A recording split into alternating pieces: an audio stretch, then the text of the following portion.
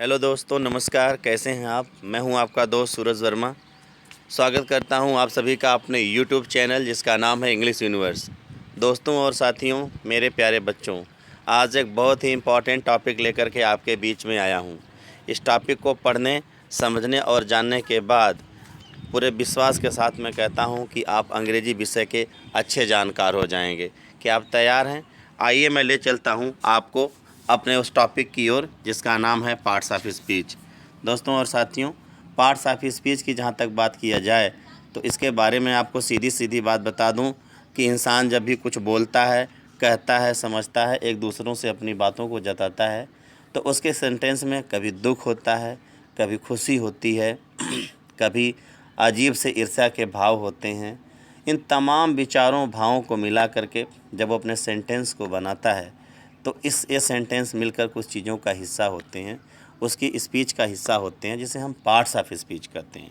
Parts of speech के बारे में मैं आपको डिटेल बताऊं, इसके पहले मैं पार्ट्स ऑफ स्पीच के कुछ पार्ट्स बताना चाहूँगा। जहाँ तक पार्ट्स ऑफ स्पीच की बात है, पार्ट्स ऑफ स्पीच के 8 हिस्से होते हैं, जिसमें सबसे पहले noun, pronoun, verb, adjective, adverb, preposition, conjunction और इंटरजेक्शन आते हैं। इन 8 हिस्सों को डिटेल में जानने के लिए सबसे पहले हम चलते हैं नाउन की ओर। जहाँ तक नाउन की बात है, कहा जाता है कि noun is a name of person, place, animal और थिंग।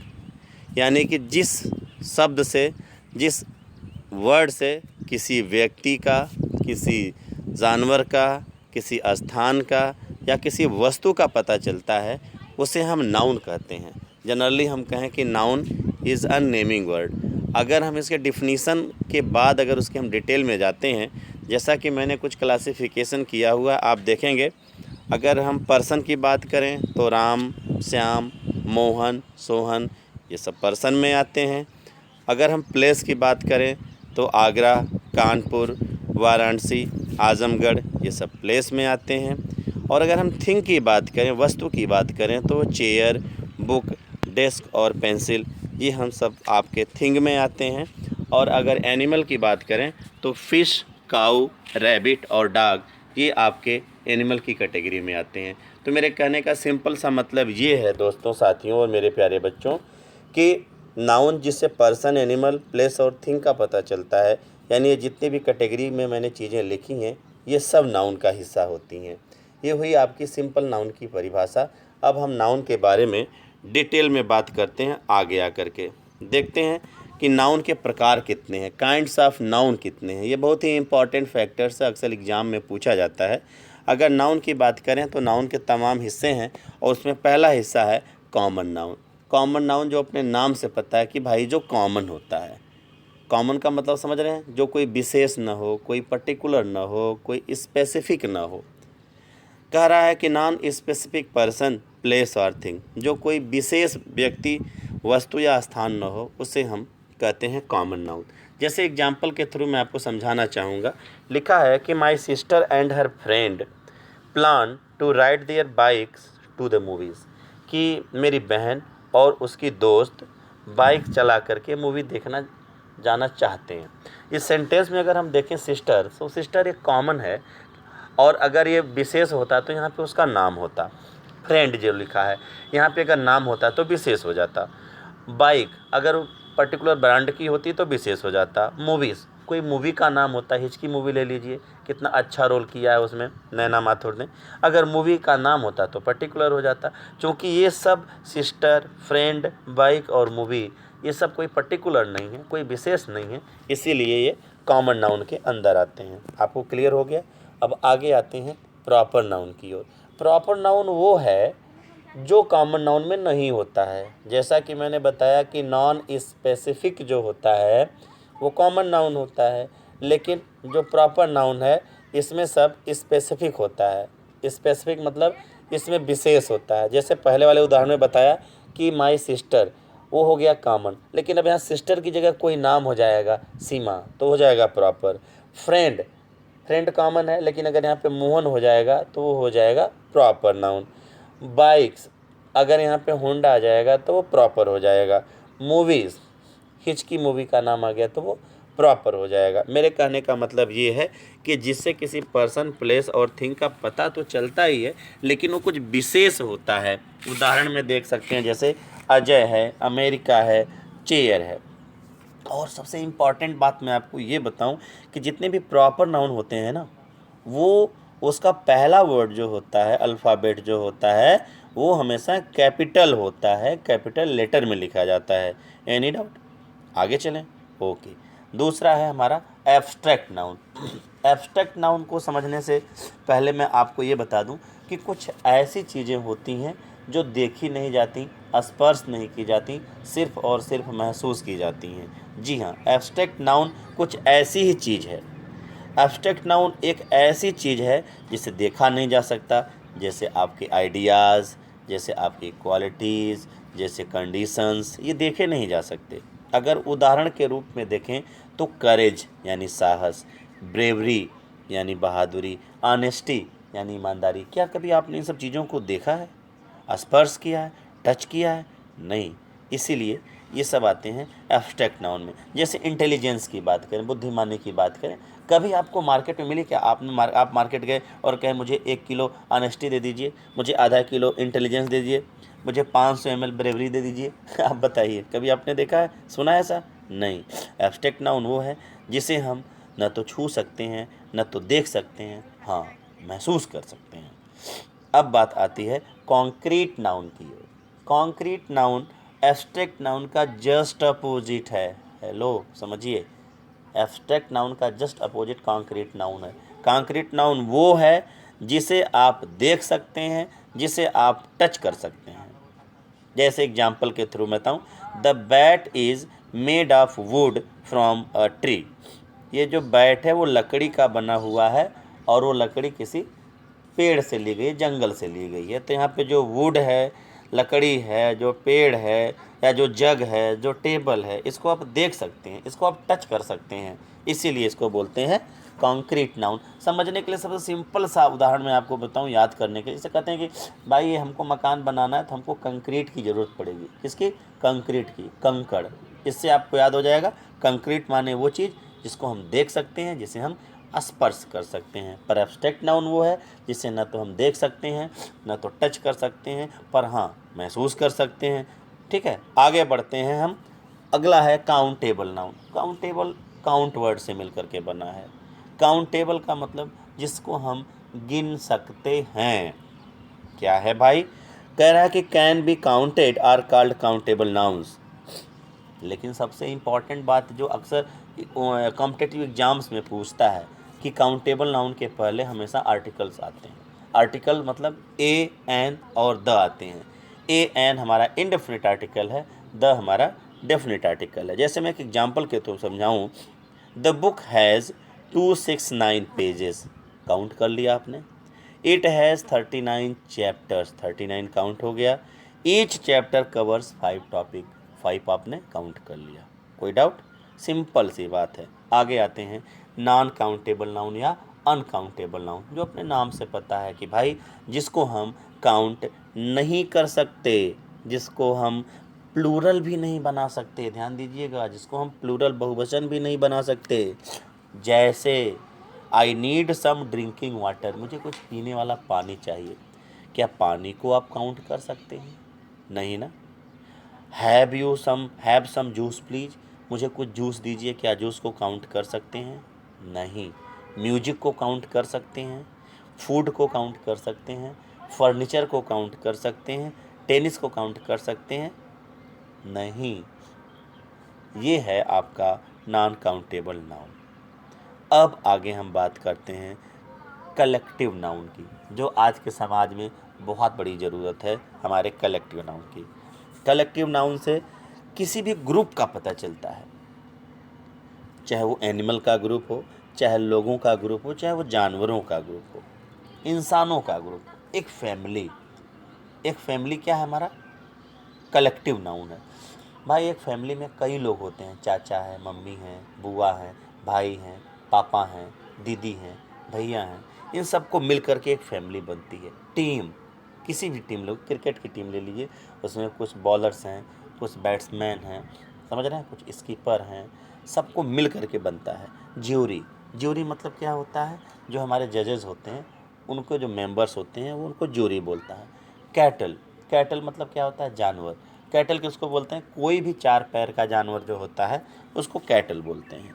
ठीक है, अब हम आते हैं, बात करते हैं कंपाउंड नाउन की। थोड़ा सा इस पे ध्यान दीजिएगा, ये इम्पॉर्टेंट है। कंपाउंड नाउन क्या होता है, कंपाउंड मतलब जो 2 से ज़्यादा, कम से कम 2 नाउन एक साथ मिल करके आते हैं तो होता है हमारा कंपाउंड नाउन। कंपाउंड नाउन का मतलब जब 2 नाउन एक साथ आते हैं। हमेशा जो है इनको समझना चाहिए आपको, ये 3 तरीके के होते हैं। कंपाउंड नाउन 3 तरीके के होते हैं, जैसे होता है विद स्पेस, स्पेस देकर, स्विमिंग पूल, पूल और स्विमिंग 2 नाउन हुए, एक साथ मिलके आ गए स्विमिंग पूल। हाउस वर्क, अब है विदाउट स्पेस, सटा दिया हाउस वर्क, हाउस और वर्क एक साथ, हाउस वाइफ कह लीजिए।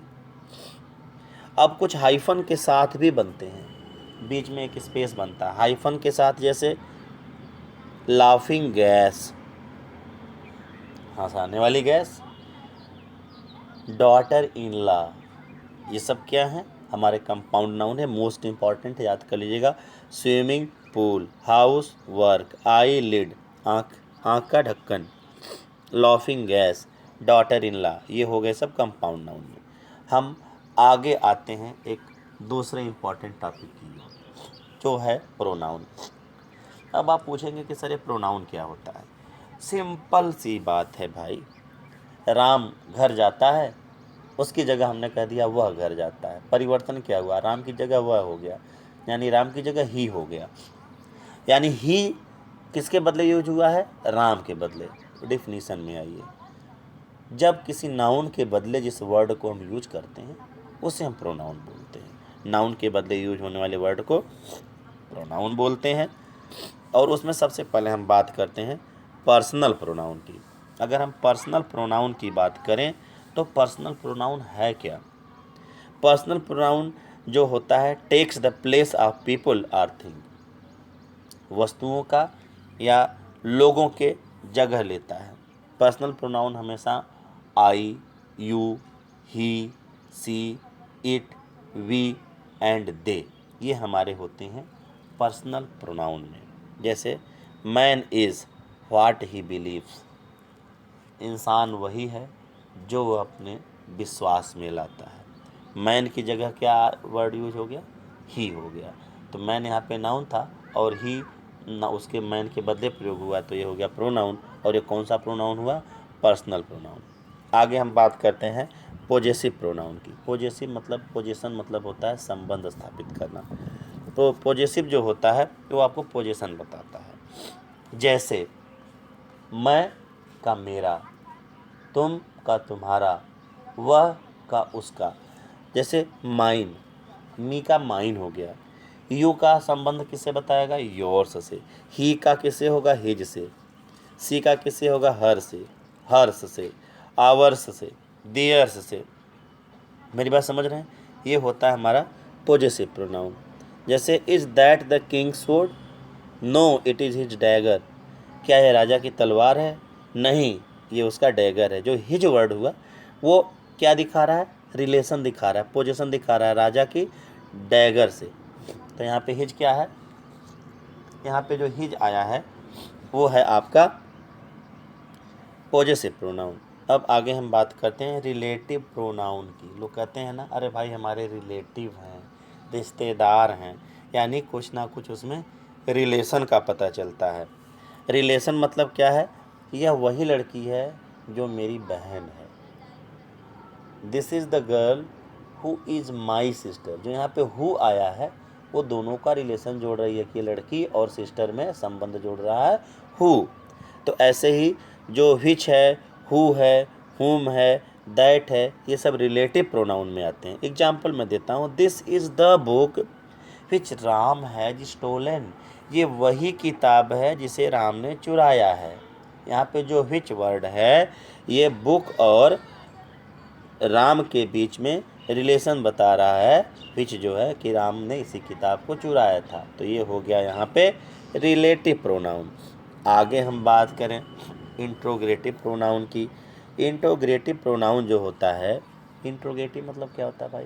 कहते हैं प्रश्नवाचक, जिसमें सवाल पूछा जाए। ये प्रोड्यूस क्वेश्चन, सवाल पूछता है। सवाल में क्या आएगा? जितने भी WH के वर्ड हैं ना, चाहे व्हाट, व्हिच, हु, हुम, हुज, ये सब हमारे इंट्रोगेटिव प्रोनाउन में आते हैं। जैसे कहा जाए what was the name of your dog, सवाल आपने पूछा व्हाट से। Which is your favourite movie, which से आपने सवाल किया, ये हो गए आपके इंट्रोगेटिव प्रोनाउन। अब हम बात करते हैं रेसिप्रोकल के। रेसिप्रोकल जानते हैं क्या होता है?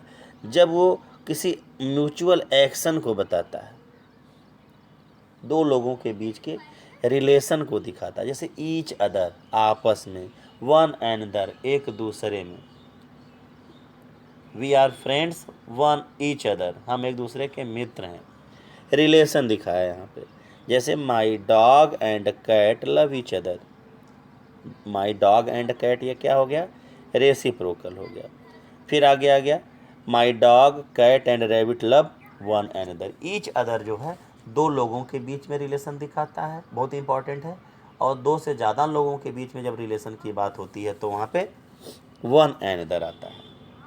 हम आगे बात करते हैं डिमॉन्स्ट्रेटिव प्रोनाउन की। डिमॉन्स्ट्रेटिव नहीं कहते अरे भाई हमको डिमॉन्स्ट्रेशन देना है, यानी शो करना है, दिखाना है। कहने का मतलब ये है कि जो स्पीकर है, जो बोलने वाला है, उससे या तो बहुत ज़्यादा नज़दीकी दिखाता है या तो बहुत ज़्यादा दूरी दिखाता है, उसे कहते हैं डिमॉन्स्ट्रेटिव प्रोनाउन। डिमॉन्स्ट्रेटिव प्रोनाउन मतलब संकेत करना किसी चीज़ को। जैसे दिस, यह, दीज, यह, दैट, दोज, ये संकेत करता है। जैसे that is a long way to go, बहुत दूर तक जाना है, इंडिकेट किया। दिस इज़ माई कार, ये मेरी कार है। दिस और दैट यहाँ पे क्या है? इंडिकेट करते हैं आपको, इसीलिए इसको बोलते हैं डिमॉन्स्ट्रेटिव प्रोनाउन। अब एक और प्रोनाउन है इम्फैटिक प्रोनाउन। इम्फैटिक मतलब होता है किसी चीज़ को प्रेस करना, दबाव डालना, जहाँ पे वो किसी चीज़ का इम्पॉर्टेंस बताता है, उसे कहते हैं हम इम्फैटिक प्रोनाउन। सबसे बड़ी बात क्या है कि ये सब्जेक्ट के तुरंत बाद लिखा जाता है। इसमें सेल्फ लग जाएगा, जैसे my self, your self, him self, her self, और इसी से मैं जोड़ दूँ थोड़ा सा तो आपको समझ में आएगा। इम्फैटिक प्रोनाउन और रिफ्लेक्सिव प्रोनाउन दो प्रोनाउन होते हैं, दोनों एक दूसरे के अपोजिट होते हैं और दोनों एक ही होते हैं, पर सेंटेंस के फॉर्मेशन के हिसाब से हम रिफ्लेक्सिव या इम्फैटिक प्रोनाउन कहते हैं। रिफ्लेक्सिव प्रोनाउन और इम्फैटिक प्रोनाउन में बेसिक अंतर ये है कि इम्फैटिक प्रोनाउन सब्जेक्ट के तुरंत बाद लिखा जाता है। आप समझिए, माफ़ कीजिएगा, सब्जेक्ट के तुरंत बाद लिखा जाता है, उसे कहते हैं इम्फैटिक प्रोनाउन। ठीक है। और दूसरी जो चीज़ है रिफ्लेक्सिव प्रोनाउन, वो जो है सेंटेंस के सबसे लास्ट में कॉम्प्लीमेंट के रूप में आता है। जैसे मैं उदाहरण दूं, मैंने ये काम किया, ठीक है, या ऐसे कह सकते हैं आई डिड माई वर्क, मैंने अपना काम किया। अगर हमें दिखाना चाहते हैं कि यह काम मैंने खुद किया तो हम लिखेंगे I myself do this work, I myself do this work. Myself जो है आई के तुरंत बाद लगा, यानी सब्जेक्ट के तुरंत बाद माई सेल्फ लगा तो क्या हो गया? ये प्रेस हुआ, इम्फैटिक प्रोनाउन। और इसी सेंटेंस को हम ऐसे लिखें I did my work my self, मैंने अपना काम स्वयं किया, और माई सेल्फ को लगा दिया सबसे लास्ट में, जो सेंटेंस के कॉम्प्लीमेंट्री के रूप में आया, पूरक के रूप में आया, तो वहाँ पे हो गया ये हो गया हमारा रिफ्लेक्सिव प्रोनाउन। आगे हम देखते हैं, आगे बात करते हैं इंडेफिनिट प्रोनाउन। इनडेफिनिट, अनिश्चित, जिसका कुछ निश्चित नहीं हो। ये जो है किसी पर्टिकुलर की बात करेगा पर ये अनिश्चित होगा। जैसे any, anyone, anything, समझ रहे हैं? Each, everybody, everyone, everything, few, many, nobody, none, several, some, somebody, someone, ये जितने भी हैं सब इंडेफिनिट में आते हैं। जैसे कहेंगे someone has stolen my book, किसी ने मेरी किताब चुराई है। अब क्या जानेंगे आप कौन है? कोई पर्टिकुलर तो हुआ नहीं, यू कैन डू एनीथिंग, तुम कुछ भी कर सकते हो। भाई क्या कर सकते हो? कुछ निश्चित नहीं। मेरी बात समझ रहे हैं? Any one can enter the room, कोई भी रूम के अंदर आ सकता है। देख रहे हैं ना, किसी विशेष का पता नहीं चल रहा। ये होगा इनडिफिनिट या अनिश्चित प्रोनाउन। अब हम आते हैं एक इम्पॉर्टेंट टॉपिक की ओर और जिसका नाम है वर्ब। आप ध्यान से समझिए इस चीज़ को। वर्ब किसे कहते हैं? क्रिया क्या है? अरे भाई, जिससे किसी एक्शन का पता चलता है वो क्रिया है। जैसे मैं आपको पढ़ा रहा हूँ, मैं बोल रहा हूँ, मेरी ज़ुबान हिल रही है, स्माइल कर रहा हूँ, तो मेरे बॉडी में मूवमेंट हो रहा है, एक्शन हो रहा है, ये वर्ब हो रही है, क्रिया हो रही है। ठीक है। अब अगर हम बात करें वर्ब की, वर्ब कितने तरीके की होती हैं, तो सबसे पहले नाम आता है एक्शन वर्ब की। वर्ब की एक्चुअल डिफिनीशन एक्शन वर्ब, जिससे हमको किसी एक्शन का पता चलता है, किसी गतिविधि का पता चलता है। जैसे Ritu Yeats cake, Ritu cake खाती है। तो ईट्स क्या है भाई? खाना क्या है? एक्शन है, शरीर में काम हो रहा है, क्रिया हो रही है, ये आपका एक्शन वर्ब हो गया। अब दूसरा इंपॉर्टेंट है स्टेटिव वर्ब। स्टेटिव वर्ब जानते हैं? स्टेट से बना है, स्थिति से बना है, जो आपकी अपनी स्थिति बताता है कि आप क्या हैं, कहाँ हैं, कैसे हैं। हमेशा ध्यान दीजिएगा, ये जो है किसी व्यक्ति की स्थिति को, उसकी सिचुएशन को, उसकी इच्छा को, उसकी इमोशन को बताता है। जैसे कहते हैं आई एम एट होम, मैं घर पर हूँ, तो आपकी स्थिति कहाँ भाई? घर पर। तो यहाँ पे क्या हो गया? यहाँ पे क्या हुआ? Stative verb. She believes in fairies, वो परियों में विश्वास करती है। यहाँ पे क्या हो गया? बिलीव, स्टेटिव वर्ब हो गया। ही फील्स इलेटेड, वो खुश महसूस करता है। यहाँ पे क्या हो गया? Stative verb.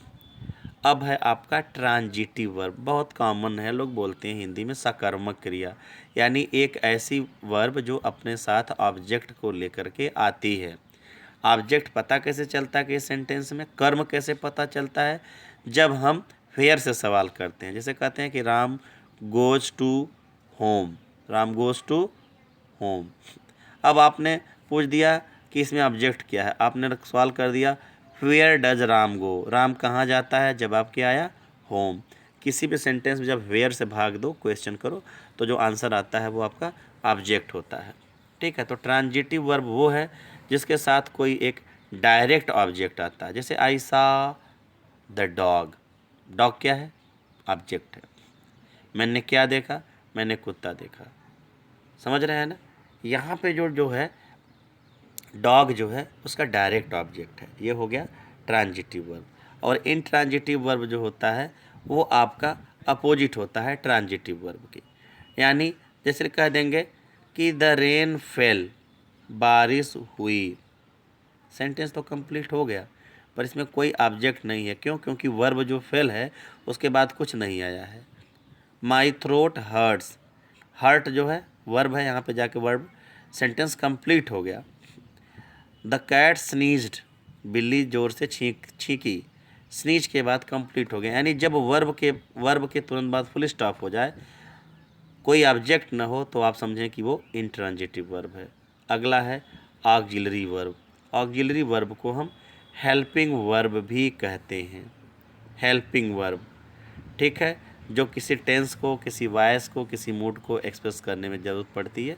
ऑक्सिलरी वर्ब, इसमें ऑक्सिलरी वर्ब में आता है बी फॉर्म। बी फॉर्म क्या है भाई? Is, am, are, was, were, do and have, ये है सब हमारे ऑक्सिलरी वर्ब। जैसे कहेंगे I have seen a movie, मैंने एक मूवी देखी है, तो हैव क्या हो गया यहाँ पे? Auxiliary verb. Do you drink tea, तो डू यहाँ पे क्या हो गया? ऑक्सिलरी वर्ब या हेल्पिंग वर्ब। आगे बढ़ें, आगे आते हैं हम मॉडल वर्ब की ओर। मॉडल्स, कुछ ऐसे मॉडल हैं।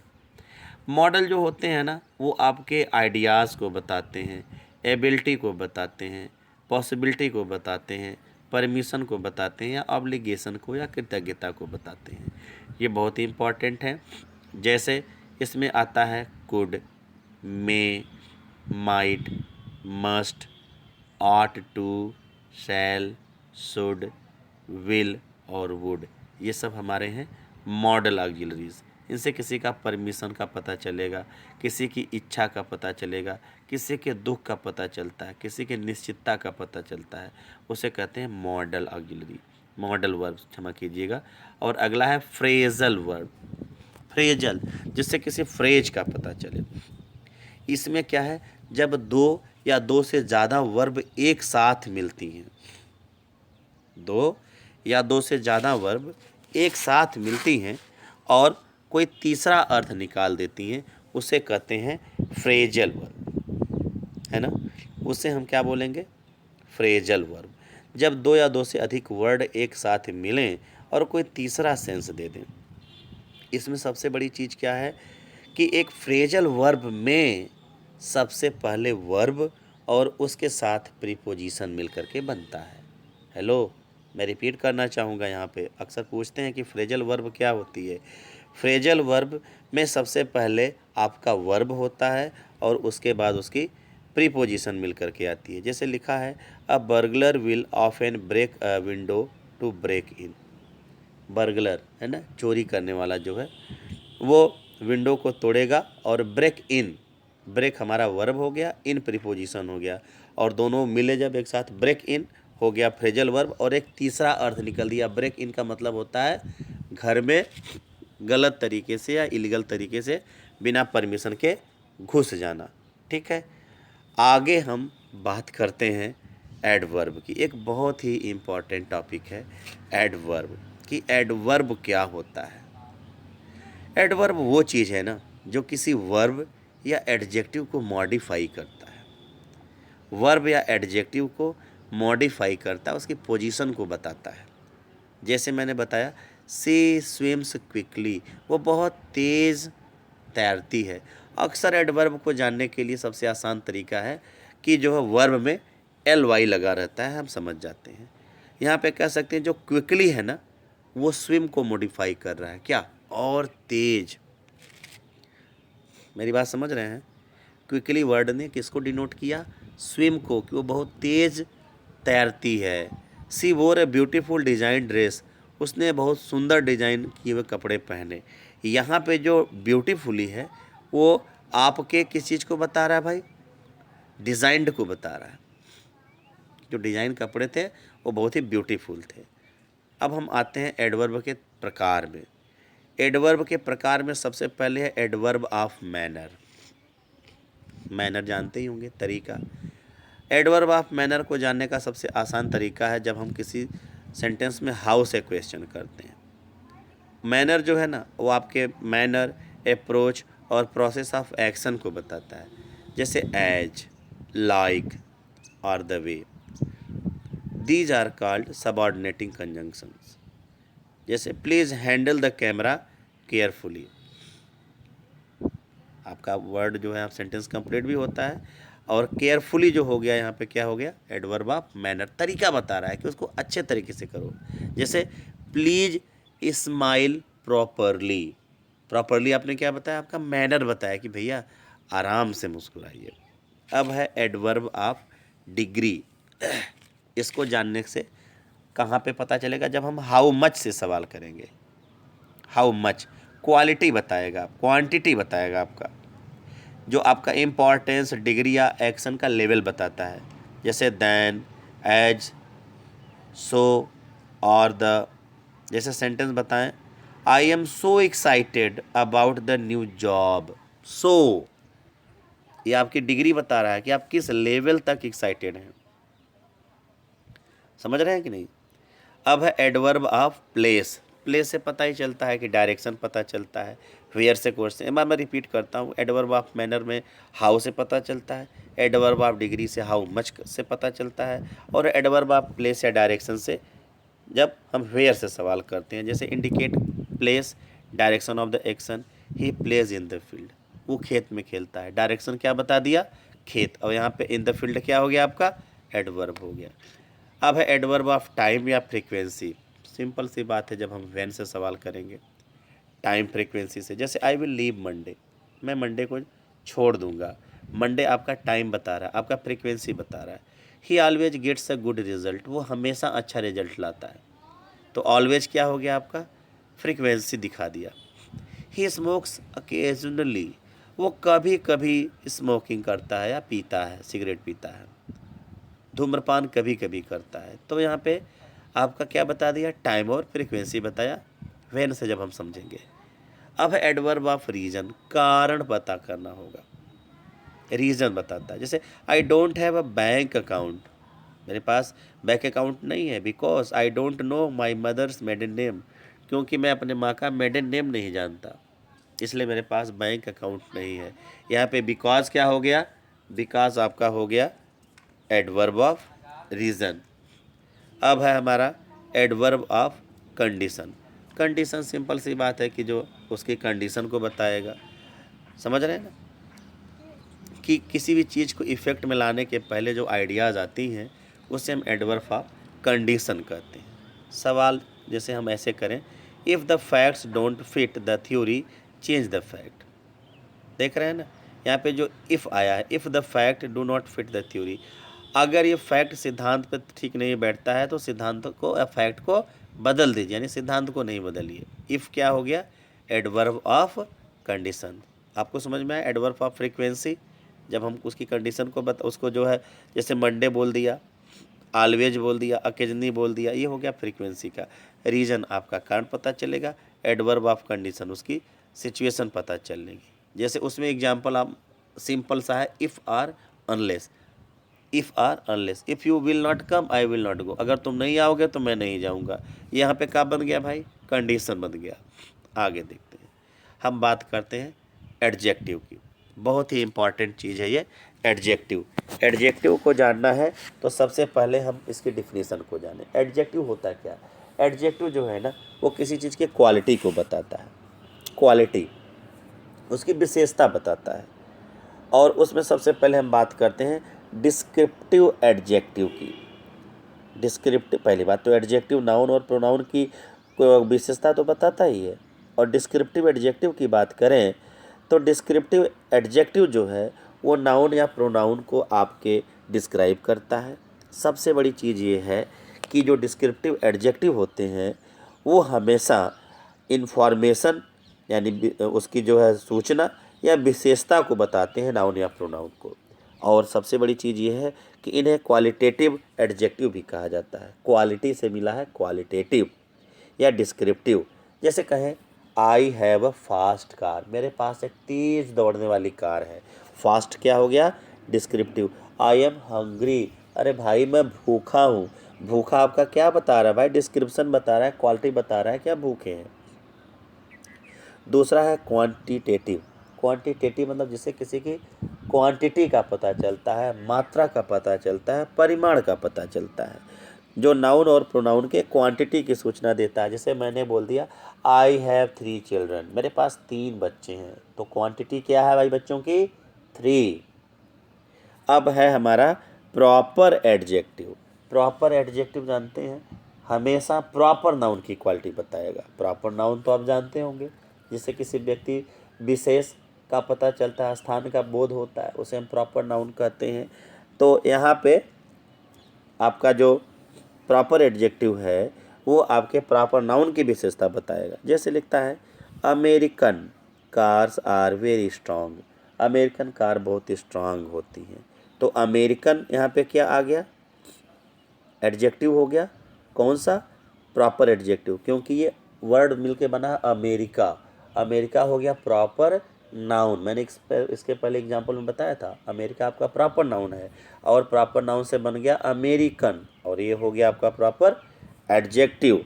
देखिए यहाँ पे लिखा भी है, adjective describes noun and pronoun, it normally indicates quality, size, shape, duration, feelings, content and more about noun और प्रोनाउन। आगे हम बात करते हैं डिमॉन्स्ट्रेटिव एडजेक्टिव की। डिमॉन्स्ट्रेटिव प्रोनाउन में मैंने बताया था, डिमॉन्स्ट्रेटिव मतलब शो करना, जो डायरेक्टली जो है किसी चीज़ को बताएगा डायरेक्टली। जैसे कहेगा दिस, दैट, दीज और दोज, जो डिमॉन्स्ट्रेटिव प्रोनाउन है डिमॉन्स्ट्रेटिव एडजेक्टिव भी होता है। जैसे कहते हैं दिस कार इज़ माइन, यहाँ पे प्रेस किया गया, ये कार मेरी है। दिस क्या हो गया, demonstrative adjective. Interrogative adjective simple सी बात है कि जो इंट्रोगेटिव जिसमें आएगा, जो सवाल पूछेगा, समझ रहे हैं ना, जो सवाल पूछेगा, जैसे which, what, whose. Example, which phone do you see, तुम कौन सा मोबाइल देखते हो, विच आ गया। What game do you want to play, तुम कौन सा गेम खेलना चाहते हो।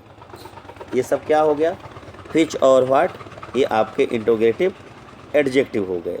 ठीक है, अब हम बात करते हैं पोजेसिव एडजेक्टिव की। पोजेसिव प्रोनाउन जैसे था, जहाँ पे ओनरशिप दिखाता है, अधिकार दिखाता है, जैसे my car is park outside, मेरी कार बाहर पार्किंग में खड़ी है।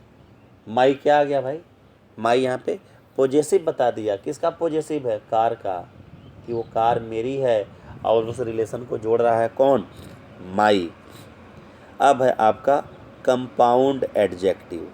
कंपाउंड एडजेक्टिव मैंने आपको बताया था, जैसे अभी इसके पहले कंपाउंड वर्ड जहाँ पे आ जाए तो समझ लीजिए कि कुछ चीज़ें मिल करके कंबाइंड है वहाँ पे।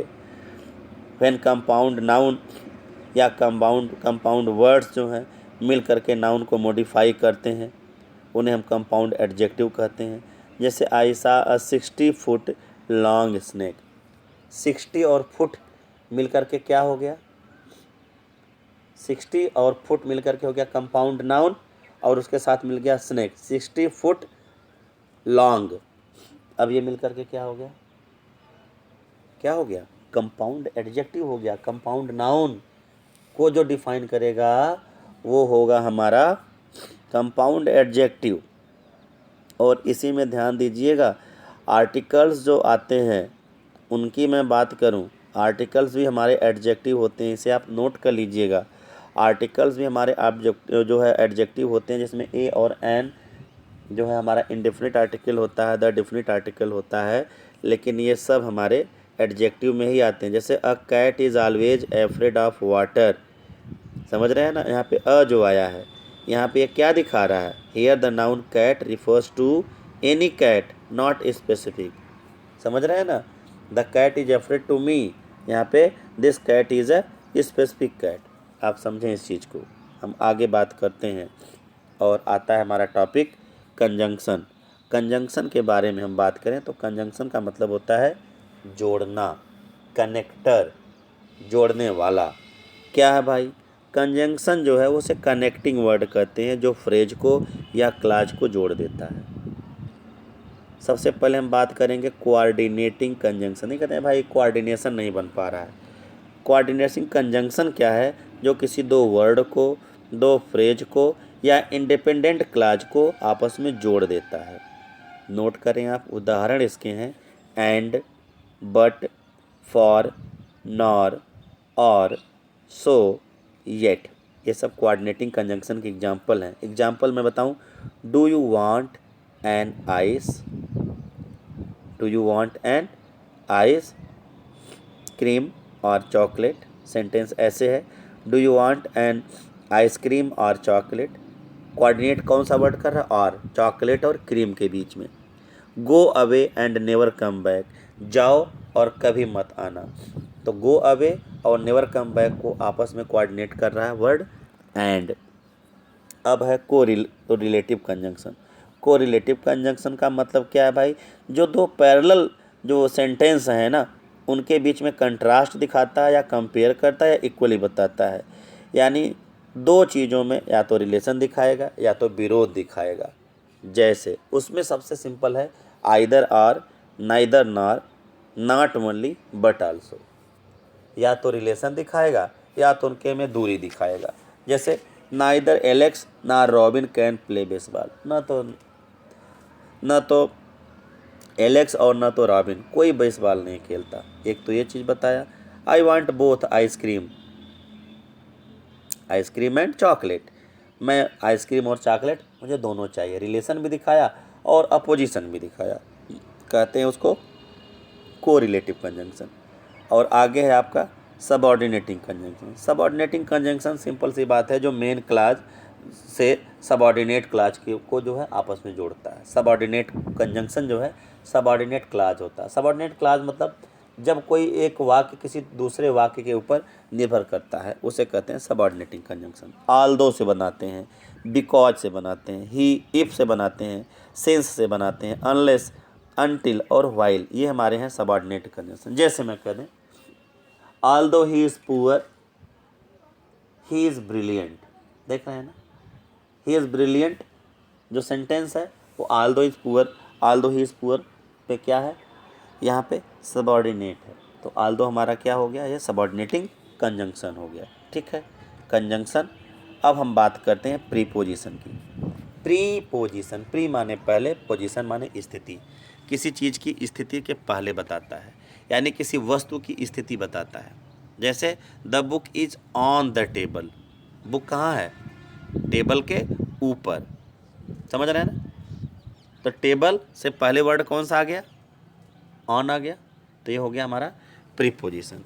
प्रीपोजिशन के जो प्रकार हैं, जैसे मैंने लिख दिया ना I am going to Canada, I am going to Canada, तो यहाँ पे जो है टू क्या हो गया, प्रीपोजिशन हो गया। Alex through a stone into the pond, यहाँ पे इनटू क्या हो गया, प्रीपोजिशन हो गया। अगर प्रीपोजिशन के प्रकार देखें तो सबसे पहले है प्रीपोजिशन ऑफ टाइम, फिर है preposition of place and direction, फिर है प्रीपोजिशन ऑफ एजेंट और थिंग्स, फिर है फ्रेजल प्रीपोजिशन। ये हमारे प्रीपोजिशन के प्रकार हैं। अगर हम प्रीपोजिशन ऑफ टाइम की बात करें तो हमेशा जो है ये नाउन का किसी सेंटेंस से रिलेशन दिखाता है। इसके एग्जाम्पल हैं, देखिए on, at, in, from, to, for, since, ago, before, till, until, by. Example, he started working at 10 AM। At क्या आ गया, सिचुएशन बताया, टाइम बताया। हाँ, the company called meeting on 25 October, on क्या हो गया, प्रीपोजिशन ऑफ टाइम। अब है preposition of place and direction, जिससे किसी के प्लेस और दिशा या डायरेक्शन का पता चलता है। उसके एग्जाम्पल हैं on, at, in, by, from, to, towards, up, down, across, between, among, through, in front of, behind, above, over, under, below. The book is below the cover, इससे ये क्या हो गया, डायरेक्शन, समझ रहे हैं ना।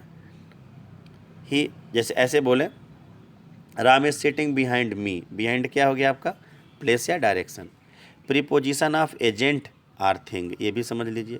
Preposition of agent and thing जो होता है वो नाउन या उसके अदर पार्ट जो जो सेंटेंस में होते हैं उनकी रिलेशनशिप दिखाता है। जैसे of, for, by, with, about. जैसे हम ऐसे कहें this article is about smartphones, smartphone के पहले हमने क्या जोड़ दिया, अबाउट, ये वहाँ पे क्या हो गया, स्मार्टफोन का एजेंट हो गया। अब ये हो गया हमारा प्रीपोजिशन। अब है हमारा एक फ्रेजल प्रीपोजिशन। फ्रेजल प्रीपोजिशन जो फ्रेज होता है उसके पहले यूज होता है। अब phrasal preposition is not a prepositional phrase but they are a combination of two or more words which function as a preposition. ध्यान दीजिए, जैसे along with, apart from, because of, by means of, according to, in front of, contrary to, in spite of, on account of, in reference to, in, ये सब हमारे phrasal preposition में आते हैं। अब हम सबसे अंतिम में आते हैं इंटरजेक्शन, हिंदी में कहते हैं विस्मयादिबोधक, जिससे किसी विस्मय का, आश्चर्य का, सरप्राइज का, सुख का, दुख का पता चलता है, उसे हम इंटरजेक्शन कहते हैं। An interjection is a kind of exclamation inserted into regular speech. हमारी जो रेगुलर स्पीच होती है ना उसके बीच में ये वर्ड जुड़ के आते हैं, समझ रहे हैं कि नहीं। एक्चुअली क्या होता है ना, एक कुछ समय के लिए रुकावट या ठहराव होता है आपके सेंटेंस में, आपके स्पीच में, जो इमोशन को एक्सप्रेस करता है। जैसे कहें wow that is an amazing scene, wow कह करके रुके आप माफ़ कीजिएगा, और इसीलिए एक पॉज, एक रुकना, ठहराव, उसे कहते हैं इंटरजेक्शन। वाओ खुशी दे रहा है, I did not want him to go, him to come. Interjection जो है ना वो सडन मूड, इमोशन और फीलिंग या किसी दबाव को बताता है। इसे what, you never told me that, तुमने मुझे कभी नहीं बताया। व्हाट क्या आ गया, इंटरजेक्शन हो गया। Some interjection expresses only yes or no, कुछ तो केवल यस या नो बोलते हैं। Yes I will most definitely do this, ना वी आर नॉट गोइंग। समझ रहे हैं, ये है आपका interjection. Some interjections are use to get someone attention, कभी कभी किसी का ध्यान खींचने के लिए हम बोलते हैं। Yo Alex get in the car, hey will you give me the ball, yoo hoo is there anyone, yo hey yoo hoo, ये सब क्या है, इंटरजेक्शन है। इंटरजेक्शन रुकते हैं हम वहाँ पे, ठहरते हैं कुछ समय के लिए अपने रेगुलर स्पीच में, कुछ वेलकम करते हैं हमारे, कुछ जो है हमारे interjection. Hi how is your health now, hello how are you Peter. तो हाय और हेलो क्या हो गए, ग्रीटिंग करने वाले इंटरजेक्शन। कुछ हमारे खुशी देते हैं इंटरजेक्शन, जैसे कहते हैं hurrah my team has won the tournament, खुशी से आपने बोला अरे मेरी टीम जीत गई। फिर आपने बोला वाओ, रुक गए आप, the scenery is so eye catching, कितनी सुंदर सीनरी है। ये हो गए आपके कुछ जॉय, कुछ खुशी देने वाले। कुछ सरप्राइज़ भी देते हैं interjection. What have you done, तुमने क्या कर दिया। Oh what a hot and humid day, ये आपके हो गए सरप्राइज़ वाले। कुछ दुख और दर्द भी देते हैं। या our team lost the match, alas John's father died yesterday, ये क्या है आपका दुख। कुछ आपके अप्रूवल चाहते हैं, परमिशन चाहते हैं। Bravo John has taken a wicket, well done you have done a good job, brilliant your article is so helpful, ये हो गए इंटरजेक्शन फॉर अप्रूवल। समझ रहे हैं, इस तरीके से ये आपके पार्ट्स ऑफ स्पीच के 8 पार्ट ख़त्म होते हैं, जिसमें noun, pronoun, verb, adverb, adjective, conjunction, preposition और इंटरजेक्शन के बारे में मैंने उनकी परिभाषाएं बताई, उनके डिटेल बताए, एग्जाम्पल्स बताए, सेंटेंस बना करके मैंने बताया। दोस्तों और साथियों, parts of speech English grammar का एक बहुत ही इम्पॉर्टेंट टॉपिक है। इसको पढ़ना और पढ़ाना हालांकि बहुत लंबा टॉपिक है, कई घंटों में पढ़ा जा सकता है, फिर भी मैंने ब्रीफ एनालिसिस करके आप लोगों के सामने बताने की कोशिश की है। मुझे पूरी उम्मीद है कि ये वीडियो आपको पसंद आया होगा। और वीडियो के अंत में मैं आपको बताऊं, अगर ये वीडियो आपको पसंद आता है तो प्लीज़ मेरे चैनल को सब्सक्राइब करें, बेल आइकन को प्रेस करें, ताकि जितनी भी लेटेस्ट अपडेट होती हैं वो सब आपको मिल सकें। और अगर अपनों के बीच इसे शेयर करेंगे तो शायद लोगों का भला होगा। और मेरे चैनल को आप ज़रूर मेरे वीडियोस को लाइक करें। इन्हीं वाणी के साथ मैं अपने शब्दों को समाप्त करता हूँ। जय हिंद, जय भारत।